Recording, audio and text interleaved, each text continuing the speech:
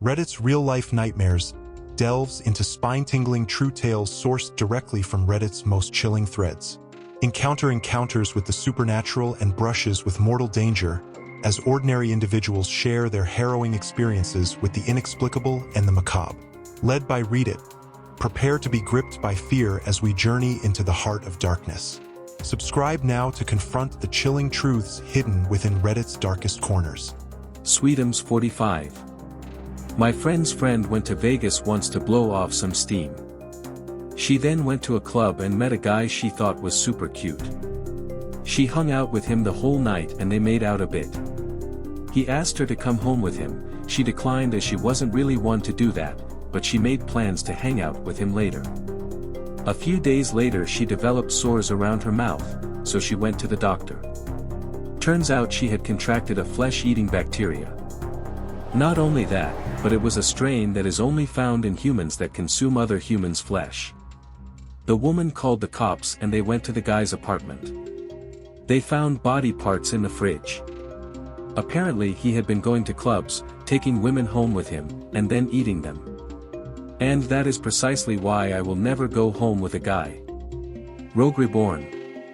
I've been waiting for a while to post this story, so hopefully whoever reads it enjoys it and gets as creeped out as I did. To start, I just want to say that I've never been the type of person that gets caught up in the idea of paranormal activities or ghost stories. To me, even at a young age, those types of stories just seemed completely unbelievable and I could never take them seriously. With that being said, what I'm about to post is something that happened to me a few years ago that pretty much changed all of that. It's not an overly scary story, but I think the simplicity of it is what creeped me out as much as it did. My mom was in the real estate business, which often required her to check out houses on her own before taking costumers with her. She would usually just do this on her own, but every once in a while she would take me. Well, this house comes on the market that many other agents apparently say is haunted, and my mom figured she'd take me along. I'll be honest, the house was pretty creepy, completely covered in vines, but whatever, it's an old house, not really a big deal or out of the ordinary. We go in and look around the first floor, and for the most part it seems like most houses she takes me to, still furnished and has that smell of a house that's been empty for a while. The first thing that struck me as a little bit odd was that they had one of those old style box TVs, and it was playing some old black and white World War II documentary, and it just made the house seem really old and gloomy. We eventually made our way upstairs to look at the bedrooms. The second floor was set up so that there was one long hallway with 2 or 3 doors staggered down its length. The first room was normal enough, but as we got to the second room we saw it was completely full of stuffed animals, and not the toys, but a whole room dedicated to real stuffed animals. Even though I thought that was pretty strange, the room was fine besides that, pretty neat and nothing out of place. Wanting to get out of the room, we went down the hallway to check out the final bedroom, which again was fine. We're on our way to go downstairs, and for some reason as we passed the second room I look back in and immediately stop in my tracks because there was now a chair directly in the center of the room. We were both positive it wasn't there before, since we would have literally walked into it when we were in the room before. But nonetheless, there it is, sitting directly in the middle of the room like it was meant to be there. Obviously we got out of the house pretty quickly after seeing that. It was something so simple, but what really got me was that there was no explanation for it. We were the only two in the house and neither of us went off on our own to check out a room without the other. So how the hell does a chair randomly move in arguably the weirdest room in the entire house? I consider myself a pretty logical person, and the fact that I can't think of a single explanation for what happened is why thinking about that house still bothers me so many years later. On a side note, in the few years after we looked at the house it has sold 5 or 6 times, with almost all the homeowners saying that strange things would happen when they were in the house, like someone didn't want them living there. Commodore Crystal. This will get buried, but oh well. When I was about 4, my dad was a mechanic and found a little ugly chihuahua in a junkyard. He brought him home and my parents were going to take him to a shelter, but I begged and begged to keep him. I even swore I'd watch him since we lived in the middle of nowhere in the plains of the Panhandle in Texas. Anyway, They let me keep him, mainly I think because they didn't think he'd survive. Fast forward 5 years, the dog grows up to be the most beautiful, big dog you ever saw named Ernie after Sesame Street. By this point, I was allowed to drive a golf cart to my grandparents' house about 2 miles away after school. The distance was pretty much just big field with a few fences. One day, the battery went dead in the golf cart halfway there. Ernie had followed me like always and we started walking the difference. All of a sudden, Ernie turns towards me and starts growling. This was a massive dog and I was terrified. I just seen Old Yeller too and was convinced that he had rabies. I tried to run past him and he jumped on me before I made 2 steps. He knocked me down. He stopped growling and just stood on top of me for a minute. When he got off, I started running towards my house. He just stayed there growling at something imaginary. I told my dad and he grabbed his gun, presumably to kill Ernie, and I was freaking out. Like an hour later, I heard a gunshot. Imagine my surprise when my dad and Ernie came back unharmed. Apparently, there had been a nest of huge rattlesnakes in the ditch ahead of me and Ernie had kept me from walking right through it. I had never noticed because I usually drove over the other side where the trail was. According to my very freaked out dad, there was no way I would have missed them. Ernie must have heard them and saved me. TLDR, I talked my parents into saving a Chihuahua who turned into a big dog who saved my life from rattlesnakes. Or he was a lady if you are. This is a story that happened to my dad. Now my dad has never been one to make up a story like this before, and he can't even tell the story without getting goosebumps. It happened about 6 months ago, when my parents were on vacation at a friend's beach house. Our friends always told us about the place next door and that it has had 5 new owners over the 3 years they have owned the place. The last guy who lived there actually committed suicide about 3 weeks before this, but we don't know why. My parents just arrived there for the night. Everything is fine all day until they are getting ready for bed. My dad starts to smell gas, turns out the pilot light went out, so he goes outside to turn the gas off. While he is outside he said he started to get chills and the entire time outside he felt nervous. Once he finds the shutoff he hears someone say, "What are you doing?" The voice was so real and pronounced that he actually responded with, "Shutting off the gas." He then realized what he just did and froze. Looked around and didn't see anyone. Thought it was my mother at first, but after freaking out and running inside, she was in the bathroom brushing her teeth. My dad couldn't sleep that night at all. They ended up driving home at 3 a.m.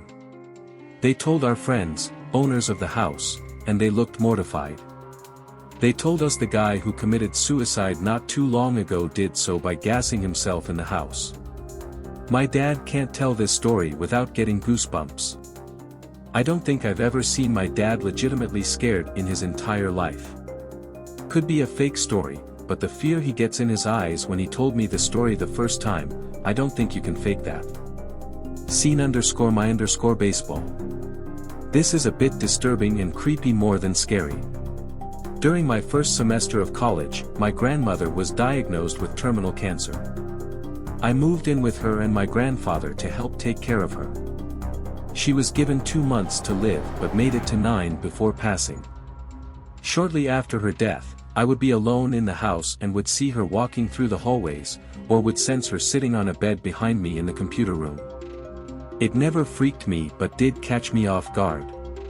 Another time, in the same house, a girl I was dating stopped by and I went out into the garage to get something and she was waiting for me in the laundry room that was next to the garage. I came in and we hugged for a moment when we both heard a dog running through the house. We could hear his feet/nails hitting the tile floor and the sounds got closer and closer until we saw it round the corner and run directly between our legs and through the closed door and into the garage. We both just looked at each other in disbelief and then left. The dog was one that my grandparents owned many years before and that had passed away when I was 2, I only remember it from pictures. Beach glass blazer. When I lived with my parents, I had come home after having spent the Saturday at a friend's. To my surprise the house was quiet, my parents were supposed to be there but no one responded when I said, hello. I walk around and check the living room, the bedrooms, then decide to check the kitchen for a note or something, but instead I find blood everywhere. It was clear that something very bad had happened and I got this ill feeling. There was blood all over the sink, the countertop, the floors, just everywhere, so I go to grab the phone but it too is covered in blood. As I stood there frozen in fear staring at the blood-spattered wall by the phone, it dawns on me that whoever did this could still be in the house. My eyes then follow the blood down the wall to the floor where I see it trail toward the doors to the garage and the basement. I immediately dart out the front door screaming for help and see a cop car pull into the driveway following my mom's car. My mom jumps out of the car covered in blood and yells, "We have to find Dad's finger." I soon somewhat find relief in discovering my parents are alive and well and that my father had just lost his finger while using the chipper/shredder in the backyard. Along with the police, my mom and I looked through the wood chip pile for Dad's finger but to no avail, so to this day he has one less digit. The day after the accident, I was told to put the chipper/shredder away and move the pile, so I do and end up finding Dad's finger. It was white and fleshy, almost fake looking, but it was real. I didn't want to touch it, so I picked it up with 2 sticks and brought it in to my father, who cried at its belated discovery. We buried it in the backyard later that day next to our old dog. Deleted user. Back in late 2002 early 2003 I lived on an isolated road heading out to the middle of nowhere. A narrow road with no side streets, so houses after the first few miles and no streetlights. Accidents were common since people loved to race down this road. One night I was home alone with the ex when we heard another car crashing, only this one dead weird, like lots of cars wrecking. So we grab our shoes and run down to the road, and there is literally debris everywhere. A pickup truck had taken the turn to hard and ejected all 3 passengers. The multiple crashes we heard was the truck crashing to the ground after each rotation. When we got to the road, the truck was all smashed up, but somehow its engine was revving and there was smoke everywhere as if it were on fire. All car parts and people were laying on the road. It was dark, so it was really hard to see, but I could see the outlines of a man just sitting in the middle of the road making this horrible noise. His friend was lying there dead, so I don't know if he was screaming in pain or shock or what, but it's a sound you never forget. By that time cops had shown up and used their spotlights on the scene, which made it worse. My mind won't recall a single image from that moment, as weird as that sounds. I can remember the guy on the road, and though I can't see his friend, I know he's next to him, and I know when all the spotlights go on the road is a mess, but that's all I remember seeing. What I know happened is when the guys were ejected, their bodies were torn apart.